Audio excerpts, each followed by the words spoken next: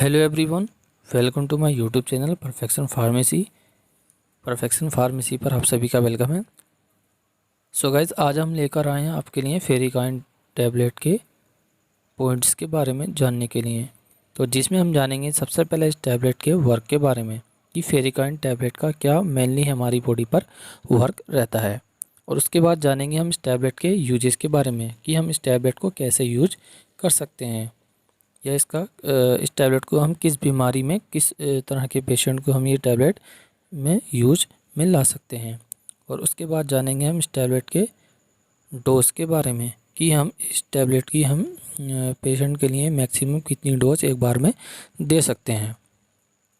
और उसके बाद जानेंगे हम इस टैबलेट के साइड इफ़ेक्ट के बारे में कि आफ्टर यूजिंग इस टैबलेट के हमारी बॉडी पर क्या साइड इफ़ेक्ट रहते हैं, यानी इस टैबलेट का क्या हमारी बॉडी पर नुकसान पहुँचा सकती है।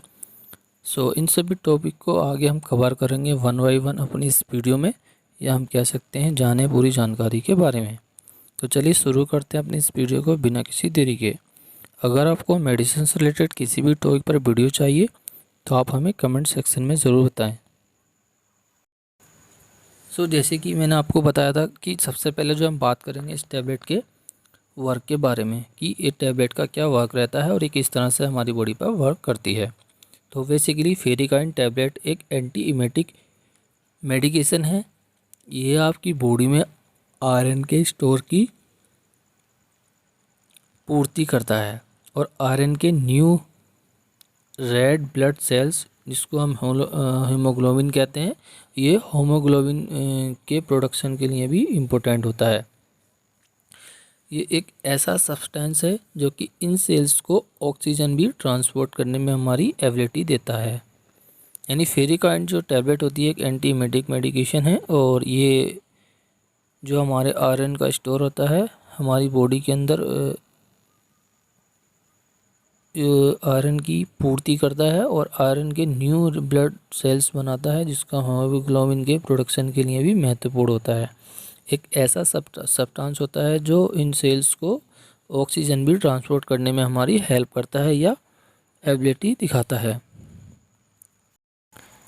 अब हम बात करेंगे इस टैबलेट के यूजेस के बारे में कि ये टैबलेट का क्या यूज़ रहता है और हम इस टैबलेट को किस तरह की बीमारी में यूज कर सकते हैं। तो it is use in the treatment of iron deficiency and anaemia. We can use in the treatment of iron deficiency and anaemia.